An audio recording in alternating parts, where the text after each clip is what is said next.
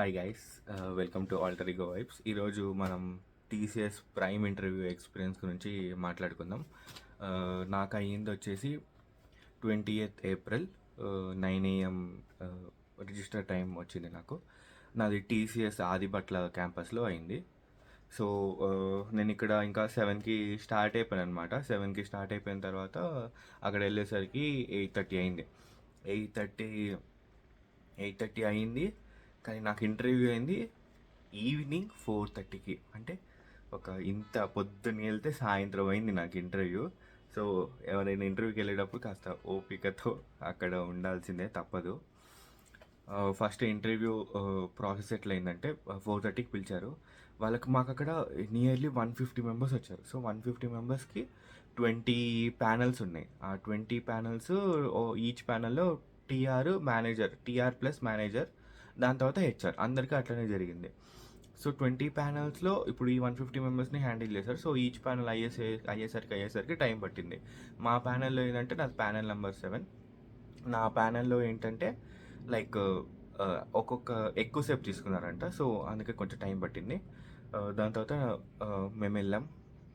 ఇంకా ఇంటర్వ్యూకి పిలిచారు. ఇప్పుడు నా ఛాన్స్ వచ్చింది, నా పేరు పిలిచారు, నేను వెళ్ళాను.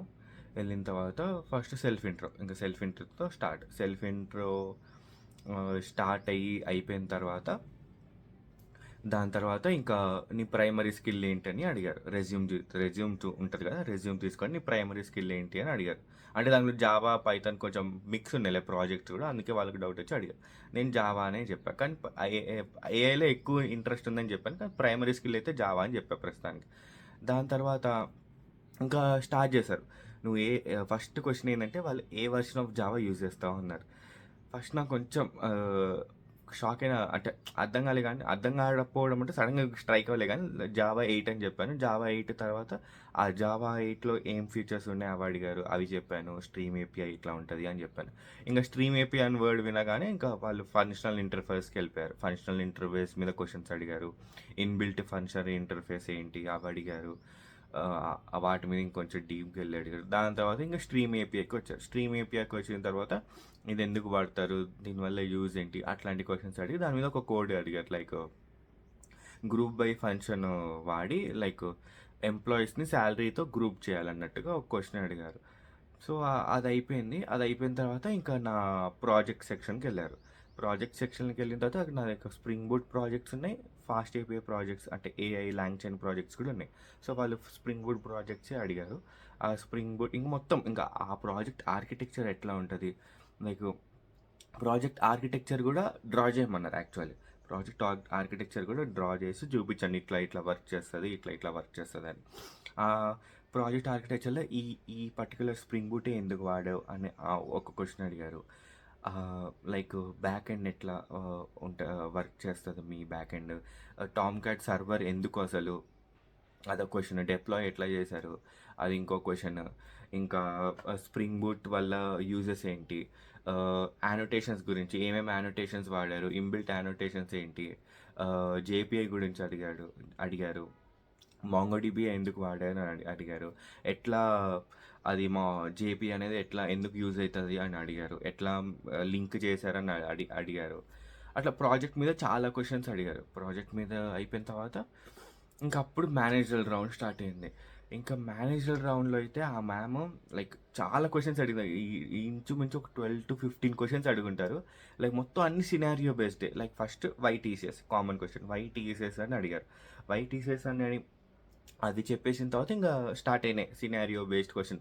ఈ సినారియో అయితే ఇట్లా, ఈ సినారియో అయితే ఇట్లా. లైక్ ఫర్ ఎగ్జాంపుల్ ఒక సినారియో ఏంటంటే లైక్ ఒక ప్రాజెక్ట్ ఉంది, ఆ ప్రాజెక్ట్లో వేకెన్సీ ఉంది, బట్ నిన్ను ఆ ప్రాజెక్ట్లోకి తీసుకోలేదు. సో నువ్వు నీ నెక్స్ట్ ప్రాసెస్ ఏంటి, ఎట్లా హ్యాండిల్ చేస్తావు ఆ సిచ్యువేషన్ అని. ఇంకోటి డెడ్ లైన్ అనేది ఇంకో 2-3 డేస్లో ఉంది, కానీ నువ్వు మీది ఇంకా అవ్వలేదు డెవలపబుల్, ఎట్లా హ్యాండిల్ చేస్తావు అది. అట్లాంటి క్వశ్చన్స్. ఇంకా ఇప్పుడు ఏఐ అందరు వాడుతున్నారు కదా, సో నీకు మిగతా క్యాండిడేట్స్కి what is the difference, why should we hire you, ఆ క్వశ్చన్ మెయిన్ క్వశ్చన్ అది. ఇట్లా క్వశ్చన్స్ అన్నీ ఇంకా అయిపోయిన తర్వాత మా ఒక 12 to 13 క్వశ్చన్స్ సేమ్ ఇట్లానే అడిగారు. ఇంకో క్వశ్చన్ ఏంటంటే లైక్ ఏఐతో నువ్వు ప్రొడక్టివిటీ ఎట్లా చేస్తావు అని అడిగారు. ఇప్పుడు అందరూ ఏఐ యూజ్ చేస్తున్నారు. నువ్వు ఏఐ యూజ్ చేస్తా అంటున్నావు. అప్పుడు వాళ్ళకి నీకు తేడా ఏంటి? అంటే ఏఐని ఎట్లా యూజ్ చేస్తావు? అదొక క్వెషన్ అడిగారు. మళ్ళా మధ్యలో మళ్ళీ టెక్నికల్ సార్ మళ్ళీ ఆయన కూడా క్వెషన్స్ అడుగుతా ఉన్నారు. లైక్ ఇప్పుడు పైథాన్ ఉంది, లాంగ్చైన్ ప్రాజెక్ట్ ఉంది, ఇటు ఇది ఉంది. నువ్వు ఏది ఎక్కువ కన్సిడర్ చేస్తావు? ఏది నీకు మంచిగా లైక్ ఎఫిషియెంట్ అనిపిస్తుంది అంటే నేనేమో లైక్ అది ప్రాజెక్ట్ బట్టి డిపెండ్ అయి ఉంటుంది సార్. కొన్ని ప్రాజెక్ట్స్కి ఫాస్ట్ ఏపీఐ లాంగ్చైన్ ఇది అవసరం పడుతుంది, కొన్ని ప్రాజెక్ట్స్కి స్ప్రింగ్ బూట్ ఇది అవసరం పడుతుంది అన్నట్టుగా చెప్పాను. దాని తర్వాత ఇంకా కోడింగ్ క్వశ్చన్ వచ్చేసరికి సింపుల్ అనిపిస్తుంది, కానీ అక్కడికి వెళ్ళిన తర్వాత మీకు అది తట్టాలి. లైక్ స్వాపింగ్ నెంబర్స్ అడిగారు, కానీ without using temp variable, without addition or subtraction, ఆ మెథడ్ కూడా యూజ్ చేయకూడదు. ఈ 2 మెథడ్స్ కాకుండా స్వాపింగ్ నెంబర్స్ చేయమన్నారు. సో దానికి ఏంటంటే జార్ అనే ఆపరేటర్ వాడి చేయాలి. సో ఆ జార్ అనే నేను ముందే నేర్చుకున్నాను అది. సో జార్ అనే ఆపరేటర్ వాడి అది చేసాము. అది చేసేసాను. అది చేసేసిన తర్వాత ఇంకా లైక్ ఇంకా ఇంటర్న్షిప్స్ గురించి. ఇంటర్న్షిప్లో నాకు 2 ఇంటర్న్షిప్స్ ఉన్నాయి. ఇంటర్న్షిప్లో ఏం నేర్చుకున్నావు, ఆ ఇంటర్న్షిప్ వల్ల నీకు వచ్చిన గ్రోత్ అయిన స్కిల్ ఏంటి, దానివల్ల నీకు ఎంత వరకు ప్రాక్టికల్ ఎక్స్పీరియన్స్ పెరిగింది, ఇట్లా ఇలా జరిగిందన్నమాట. ఇంతే. ఇంతకు మించి ఎక్కువ క్వశ్చన్స్ లేవు. ఈ క్వశ్చన్స్ ప్రాజెక్ట్ మీద ఎక్కువ అడిగారు. సో నా సజెషన్ ఏంటంటే మీ రెజ్యూమ్లో ఏదైతే ప్రాజెక్ట్ పెట్టారో దాని ఫస్ట్ అది మీకు అర్థం కావాలి. మీరు చేసినా చేయకపోయినా అది మీకు అది ఎక్స్ప్లెయిన్ చేయగలగాలి. లైక్ ఒక మంచి ఒక టోన్లో, లైక్ ఫస్ట్ ప్రాబ్లమ్ స్టేట్మెంట్తో స్టార్ట్ చేసి దాని తర్వాత మీ సొల్యూషన్ స్టేట్ చేసి ఈ ఈ లైబ్రరీస్ ఈ టెక్ స్టాక్ ఎందుకు వాడారు అని మీరు డిఫైన్ చేసుకోగలగాలి. అంత ఉంటే సరిపోద్ది. నాకు షాకింగ్ ఏంటంటే ఎస్క్యూఎల్ అడుగుతారని అందరు చెప్పారు, కానీ ఎస్క్యూఎల్ అడగలేదు నన్ను యాక్చువల్లీ. సో నన్ను ఎస్క్యూఎల్ అడగలేదు. అది అక్కడ అయిపోయింది. ఇంకా దాని తర్వాత కొంతసేపు కూర్చోగానే 30 సెకండ్సే ఎవరైతే మనకి ప్యానెల్ కోఆర్డినేటర్ ఉంటారో ఆ ప్యానెల్ కోఆర్డినేటర్కే మనం వాళ్ళకి చెప్తారు వీళ్ళు సెలెక్టర్ నెక్స్ట్ రౌండ్కి ఉందా లేదా అని. సో మనం 30 సెకండ్స్ అవ్వగానే నేను వెళ్ళి అడిగాను మా ప్యానెల్ కోఆర్డినేటర్ని. అడగగానే నువ్వు హెచ్ఆర్ వెళ్ళు అంది. సో మళ్ళీ నేను వెంటనే హెచ్ఆర్కి వెళ్ళాను. హెచ్ఆర్లో ఏం లేదు. హెచ్ఆర్లో అయితే నా జస్ట్ డాక్యుమెంట్స్ అవన్నీ చెక్ చేసుకున్నారు.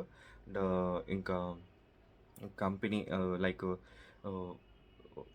5 ఇయర్స్లో ఆర్ 3 ఇయర్స్లో what you want to be, ఎక్కడ ఏ రోల్లో ఉండాలనుకుంటున్నావు, అది ఒక్క క్వశ్చన్ అడిగారు అంతే.